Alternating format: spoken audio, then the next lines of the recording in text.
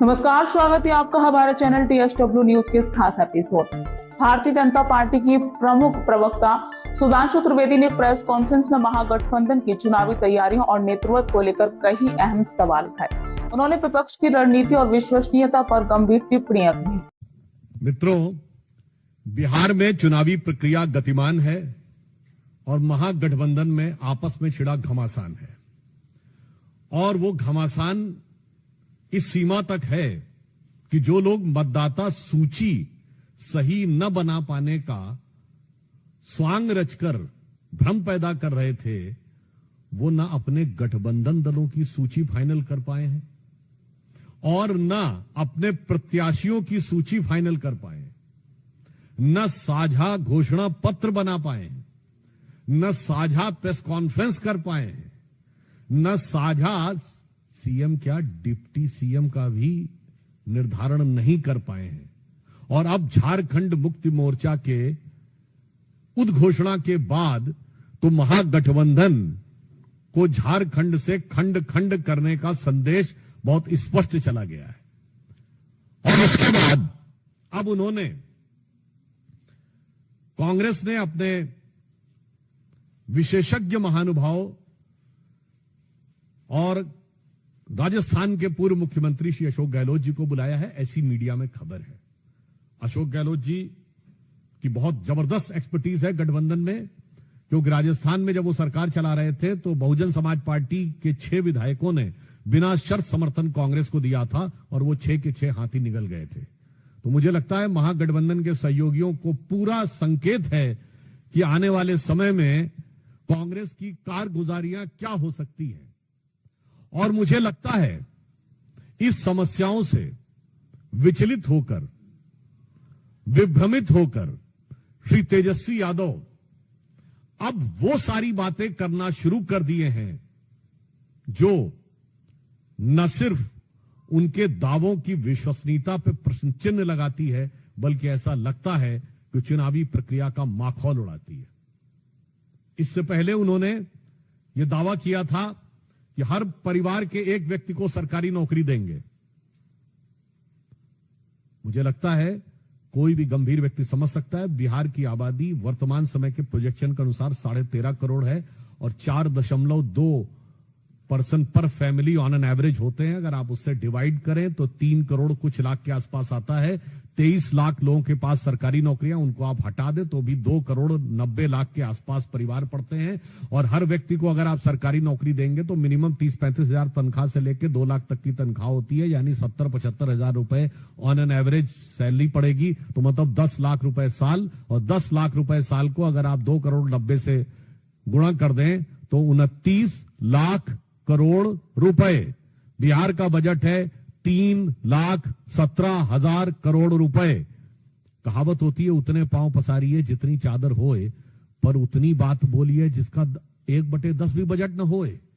ये अगर करके दिखाया है तो तेजस्वी जी ने। और यहां पर यह भी समझ में आता है कि यदि पर्याप्त और उचित शिक्षा न हो तो नेता किस प्रकार की बात करने का प्रयास करता। और आज उन्होंने एक और काम किया, देखिए बहुत साफ दिखाई पड़ता है। जहां तक एनडीए और भारतीय जनता पार्टी का प्रश्न है, महिलाओं के सशक्तिकरण, आर्थिक सशक्तिकरण, जो हमने 75 लाख महिलाओं को 10,000 रुपए देने का कार्य किया, वो सिर्फ घोषणा नहीं की, कार्य किया है।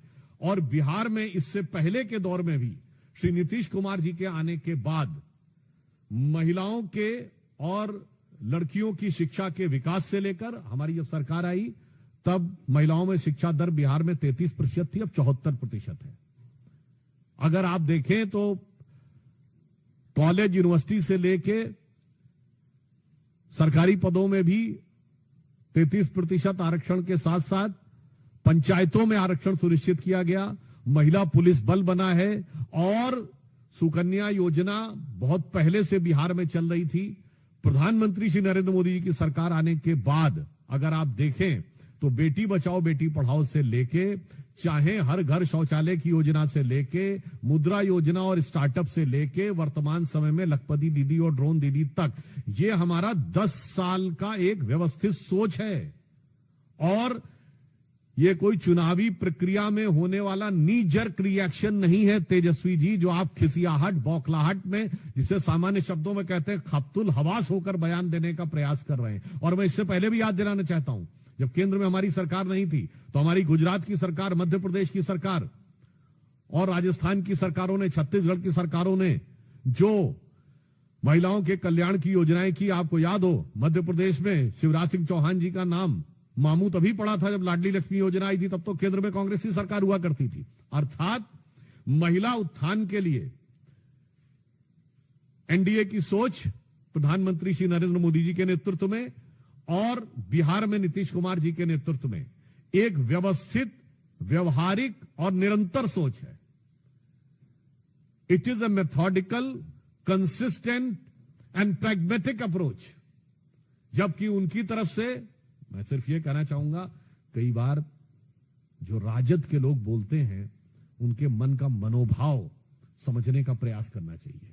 आपने देखा जब तेजस्वी जी ने कहा था 10 लाख नौकरी देंगे, 20 लाख नौकरी देंगे, तो अंतर्निहित मनोभाव शायद जनता नहीं समझ पाई थी, अब समझ गई। उनका मनोभाव यह था 10 लाख में नौकरी देंगे, वो में शब्द छुपा ले गए थे। 20 लाख में नौकरी देंगे और नहीं होगा 10-20 लाख तो जमीन ले लेंगे। अब आपने देखा अगर उन्होंने कहा कि हर घर को नौकरी देंगे, आप समझ नहीं पा रहे हैं। इसका अर्थ हो गया जिस घर में सरकारी नौकरी लेनी होगी, जमीन तो पहले ली जा चुकी है, अब घर बार भी बेच देना पड़ेगा। मतलब भाव ये हो गया सरकारी नौकरी के बदले में घर ले लेंगे। अभी तक तो जमीन ली थी। और जहां तक वो महिलाओं की बात कर रहे हैं, मुझे लगता है राजद का कोई व्यक्ति यदि ये बोले, लालू प्रसाद यादव जी के शासनकाल में आजीविका तो छोड़िए, जान और सम्मान पे महिलाओं के जितने बड़े खतरे रहते थे, वो मुझे लगता है आज भी बिहार भूला नहीं है। जो लोग भी 30 वर्ष या उससे अधिक आयु के होंगे, यानी 20 साल पहले की जिनको मेमोरी होगी, उनके दिमाग में बहुत स्पष्ट रूप से होगा। बहुत साफ बात है, जो लोग आज तक अपने शासनकाल में, देखिए राहुल जी की पार्टी का शासन 50 साल रहा भारत पे निरंतर, और उसमें तकरीबन 40-45 साल उनके परिवार का शासन रहा। और तेजस्वी जी के तो माई और बाप का शासन रहा। उसके बाद जो न कर पाए, आज यदि आप यह सब्ज बाग दिखाने का प्रयास करते हैं, तो मुझे हिंदी की वो कहावत याद आती है कि बाप न मारी मेढकी बिटवा तीरंदाज। यानी जिस जमाने में खुद स्वयं नहीं कर पाए थे, आपकी पार्टी नहीं, आपके परिवार का शासन था। और मैं अंत में कहना चाहूंगा, तेजस्वी जी बिहार की जनता के साथ मजाक करना बंद करिए। आपका गठबंधन और गठबंधन की सियासत अपने आप में मजाक बन चुकी है। बिहार बहुत प्रबुद्ध, राजनीतिक दृष्टि से बहुत जागरूक लोगों का प्रदेश है। यह भगवान बुद्ध का प्रदेश है। इसे बुद्धू बनाने का प्रयास मत करिए। कोई भी व्यक्ति सहज भाव से समझ सकता है कि आप सिर्फ मजाक ही नहीं, क्रूर मजाक कर रहे हैं। क्योंकि जो चीज ना आपके मन में है, ना आपके कर्म में है, उसे वचन में देके धोखा देने का प्रयास नहीं हो सकता। और बिहार की प्रबुद्ध जनता ऐसे सारे लोगों का भ्रम उसी प्रकार चकनाचूर और बिखरता नजर आएगा जैसे महागठबंधन की हसरतों का नजारा बिखरता हुआ नजर आ रहा है। तो अंत में मैं सिर्फ पुनः एक बात कहूंगा कि तेजस्वी जी और इंडी गठबंधन, महागठबंधन के लोगों से बिहार की प्रबुद्ध जनता और भगवान बुद्ध के प्रदेश बिहार को बुद्धू बनाने या बुद्धू समझने का प्रयास न करिए। और जो कुछ आपके गठबंधन में हो रहा है, उसके लिए यह पंक्ति कहना चाहूंगा कि इस गठबंधन का तो कोई सिला ही नहीं, कौन किससे मिला है यह पता ही नहीं। इस गठबंधन का तो कोई सिला ही नहीं, कौन किससे मिला है यह पता ही नहीं। और लाख चेहरे बदल के आ जाते हैं ये, पर आईना कमबख्त झूठ बोलता ही नहीं। धन्यवाद।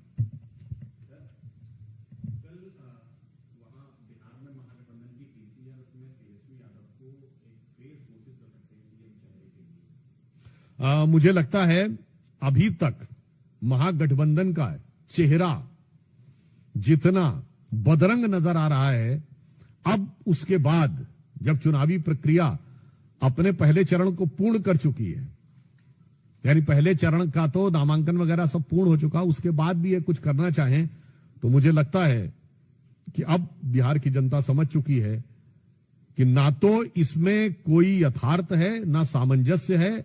अगर विवशता में ये कोई कवर अप करना चाहें, जिसे होता ना कि ढकने का प्रयास करें, तो सिर्फ एक ही पंक्ति कहूंगा कि अब जो स्थिति हो चुकी है कि बिगड़ी बात बने नहीं, लाख करो किन कोय, रहीमन बिगड़े दूध को मथे न माखन होए।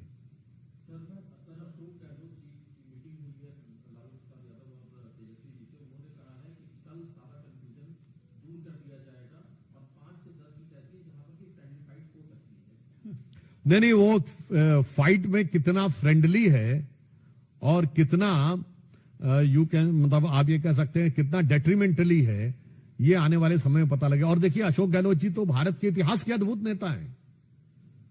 आप याद करिए, जब खड़गे जी अध्यक्ष बने हैं तो उससे पहले नाम चल रहा था अशोक गहलोत जी अध्यक्ष बन सकते हैं, मगर वो कुर्सी छोड़ने को तैयार नहीं हुए थे। और फिर मजे की बात यह, भारत के इतिहास में कोई ऐसा उदाहरण नहीं होगा कि जिस व्यक्ति का नाम पार्टी के राष्ट्रीय अध्यक्ष के लिए विचार हो रहा हो वो बागी हो गया हो। और उस समय राजस्थान के मुख्यमंत्री नहीं, राजस्थान के प्रदेश अध्यक्ष और विधानसभा अध्यक्ष की बागी खेमे में हो गए थे। तो मुझे लगता है कांग्रेस ने बहुत सोच समझ के अखिलेश जी को चुना है कि गठबंधन के सहयोगी दलों को ठिकाने लगाने से लेके अशोक गहलोत जी को चुना है। गठबंधन के सहयोगी दलों को ठिकाने लगाने की जो महारत उनमें है, मुझे लगता है शायद अध्यक्ष पद तो उनको नहीं दिया, और कुर्सी न छोड़ के उसको बचा के रखने की जो महारत उनके अंदर है, शायद इसीलिए कांग्रेस ने उनको वहां भेजा है। इसके लिए महागठबंधन के दलों को बहुत सावधान रहना चाहिए।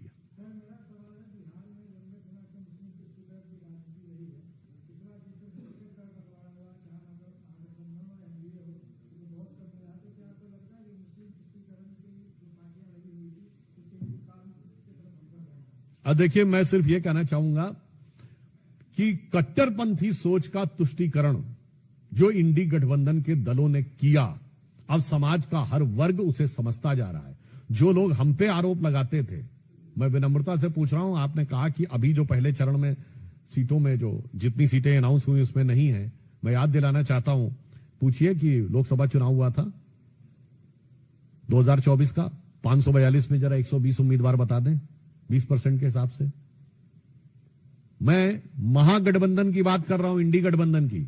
उत्तर प्रदेश के बाद सीटों के लिहाज से सबसे बड़ा राज्य महाराष्ट्र था। 24 के लोकसभा चुनाव में महागठबंधन यानी इंडी गठबंधन एक मुस्लिम नहीं दिया था, नॉट इवन ए सिंगल।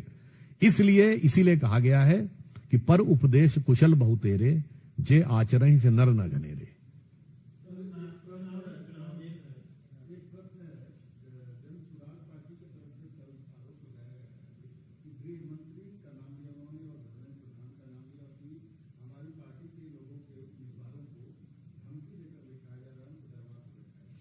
देखिए, मुझे लगता है कि जो लोग अपनी पार्टी पर ही विश्वास नहीं बना पाए हैं, तो जनता का विश्वास क्या बना पाएंगे।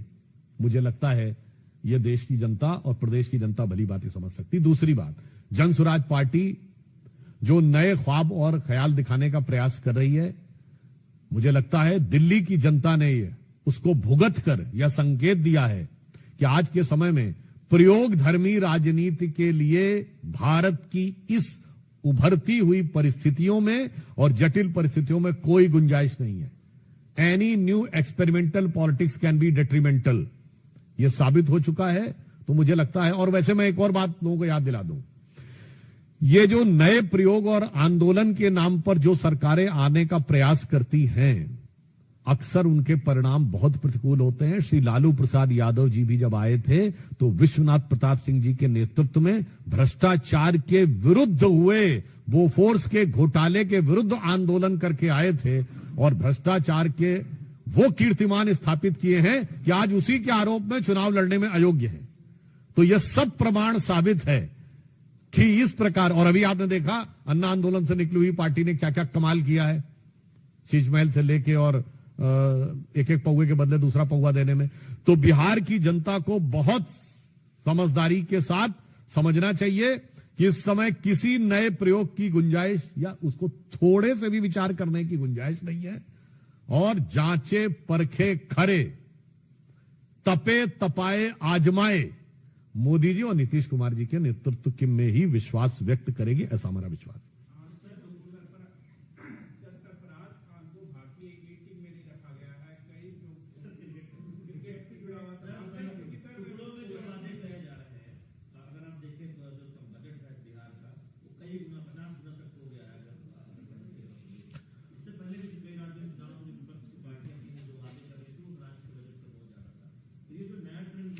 देखिए, जब हमारी सरकार आई 2005 में तो बिहार का बजट 23,000 करोड़ रुपए था, अब 3,17,000 करोड़ है।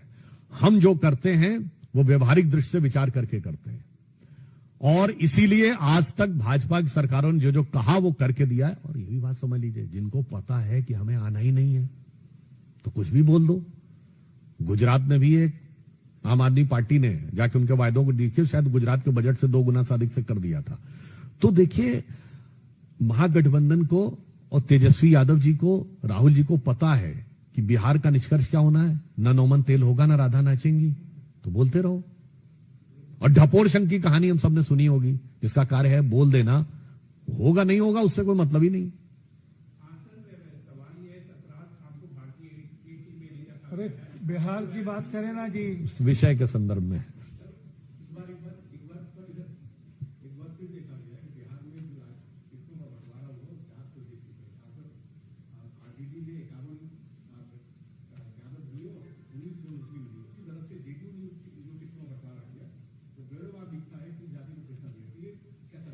देखिए, हम समाज के सभी वर्गों को समुचित प्रतिनिधित्व देकर, समाज के सभी वर्गों को न्याय और सम्मान देकर राजनीति में आगे बढ़ाना चाहते हैं, और दूसरे दल समाज के सभी वर्गों में घमासान करके आगे बढ़ना चाहते हैं। आप लालू प्रसाद यादव जी का एक पुराना डायलॉग याद करिए। ये तो वो पार्टी है जिसके वर्तमान राष्ट्रीय अध्यक्ष, जो चुनाव लड़ने से महरूम है अदालती आदेश से, उनका एक प्रसिद्ध डायलॉग हुआ करता था, don't cast your vote, vote your cast.